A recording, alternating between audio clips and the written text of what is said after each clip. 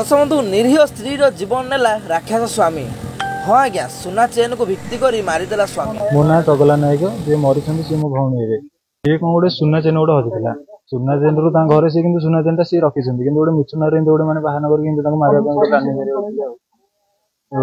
किए सुना चेन रखी से जे आम भिणी जी हम सी रखी सुना चेन रखी अबिका अबिका भी कहना कि जो आम कहे नियम प्रमाण कौन गोटे करे कि समस्त मना करती ना नियम प्रमाण किसी करें किसी करें एमती सब कहती कि सी रखी आमको लगुच घटेले आज्ञा आम ना आम जन भणजा था आम से किसी देखुचे आम तो प्रमाण पत्र अच्छी सब लड़ाई पड़ता आम आसिक देखुचे पुणी नानी देखुचे गुरुतर अवस्था से मैंने पूरा डेड स्पॉट मरी जाइए आम शुणा पाचे कौन ना शशुर आसी उठे भणजा कहले ना सी आज तो माने शनिवार ना शनिवार से स्कूल जाते स्कूल आसिक 8टा 8:30 बेलू आसिक से घर को आसने बुलाक ये खेला खेली करते देखला से कौन ना बापा आने कटोरी धरिकी बो को हाणुंट हाणुंट छड़िया जाइए छड़िया जा फल सी कौन कर खत गाद को पकई टेकिकी पकई से जहाँ कहले आम पुओ जी कहले भणजा जी पुणी पकई से कांदिले कांदा फल कि आउ जड़े सेपटे घर अच्छी सेपटे जड़े नानी हे से आसिक पाटी मुझे से नहीं पड़े सेपट को लेकिन सी मैंने हाणिकी कटोरी कौटी पकईले कि कुआडे गले से किसी कही पारना बर्तमान कौन चाहूँ सर आमको उचित न्याय मिला दरकार कौन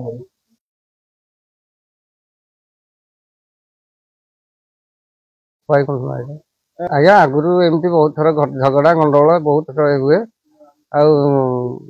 आकी भी बापर भी से झीटा रागी बसिक पड़े तापर रज भितर गोटे थर झगड़ा हो जाती हवा भितर बापा बो आसते आसिक कौन रात राति गोटे फाइलाम करी गले गले सी कहले आम झील को छाड़बुनु आम 30 तारिख आम झील को तुम घर नहीं आम छाड़ी आस भितर सकाल घटना आज 8टा बेलू शुणिली जे झील तुम हणा खाईगला बुझे ये गाँव को बहुत निंदा अपनिंदा हो आसामी केन्द्र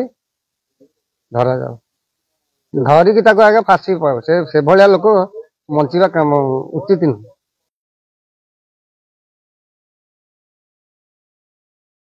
ना कौन बिहान तार पाड़ नहीं जाऊँ उठे जाऊँ वो पहाड़ को दे दौर आम कर